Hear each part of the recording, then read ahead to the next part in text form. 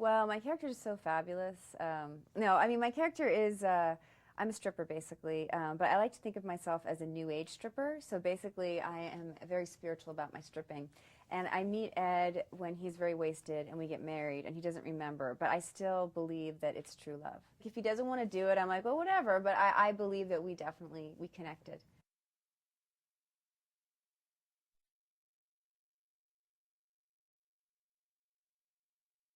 A good friend of mine was telling me the story that she did get married to her husband in Vegas, but it does not seem like the most romantic place to be married. So I would rather be married maybe like on a beach somewhere or something.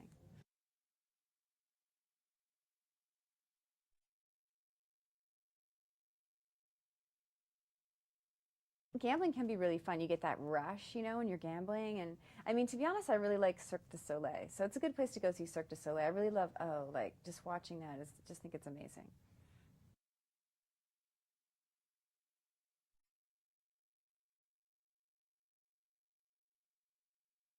I'm good at poker. Yeah, they had the cast and crew poker tournament, and actually, there's like a lot of good people, and I came in fourth out of like 80 people. So I felt pretty proud of myself.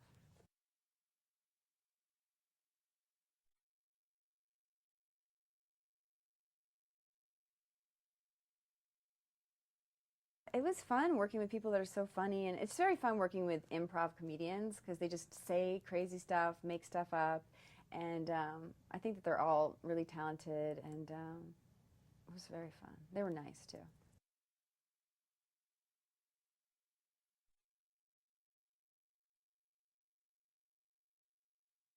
Sometimes I would throw stuff in there because you're just like, why not? Everyone's doing it. And it's cool. It was good. And sometimes Todd would make stuff up. Like they would make stuff up, and then Todd would be like, "Well, try saying this or try saying that," and or on the day he's very like he just flies by the seat of his pants, which I'm like so much more like I prepare like in advance. So he's like, "I know this is going to give you a heart attack, but here's some new lines."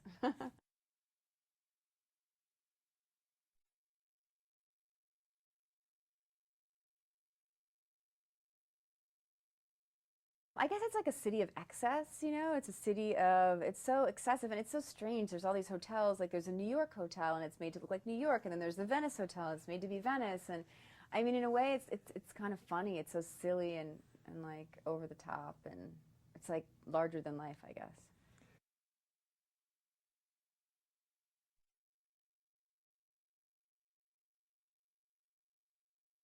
Yeah, when I saw it done, I was surprised by how funny it was. Like I thought it would be funny, but I mean, it was like laughing. I was like cracking up laughing, and I'd read it a million times. So I thought they've really accomplished something if I can laugh at this after knowing everything that's going to happen.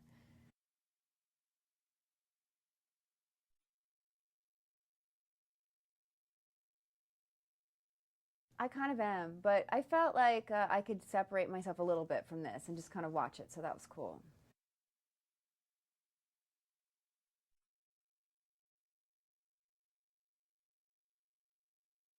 I like the line where Zach goes, "I didn't know they gave out rings at the Holocaust." I mean, that is the silliest line. And actually, I was in that scene. I walk off.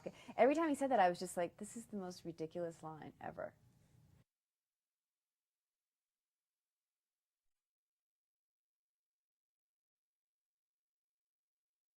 I like to read the script a lot, and I took some pole dancing classes. Actually, I'd been taking them, but I took some like refresher pole dancing classes, and I don't know. It was kind of in your head putting together what happened that night because the movie's all about us trying to figure out what happened that night, so you can make up in your mind this total story of what happened.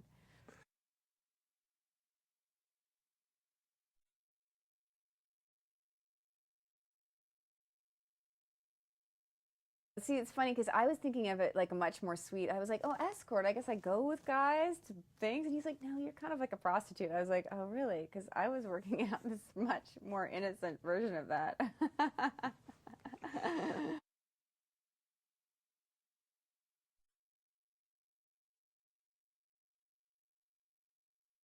I don't really like party that much. Like, I've had like a few crazy nights, but on the whole, like I'm pretty like I have a pretty like goofy personality. So without drinking, I can be pretty. I can have the personality of a drunk person even when I'm not drunk.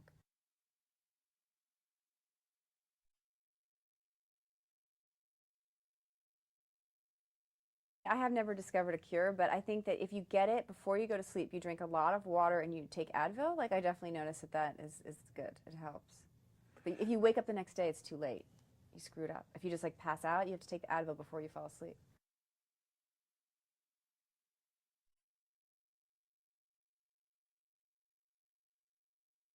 The next day, the only thing you can really do is probably just lay in bed the whole day, just like watching some movies, cuddling your boyfriend. Because it's like if you try to get up and do anything, you're just going to be like in so much pain.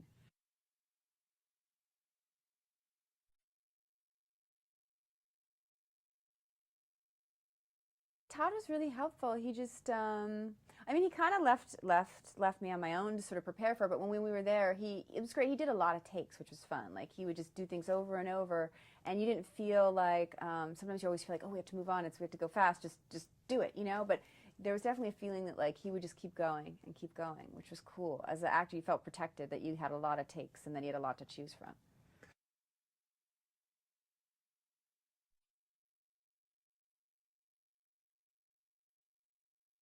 Well, a lot of my friends are in love with Bradley. They're pretty excited that I even know him. They're kind of like, oh my God, can you introduce us to Bradley? He's so hot. And I think it's just funny. I mean, like, just laughing.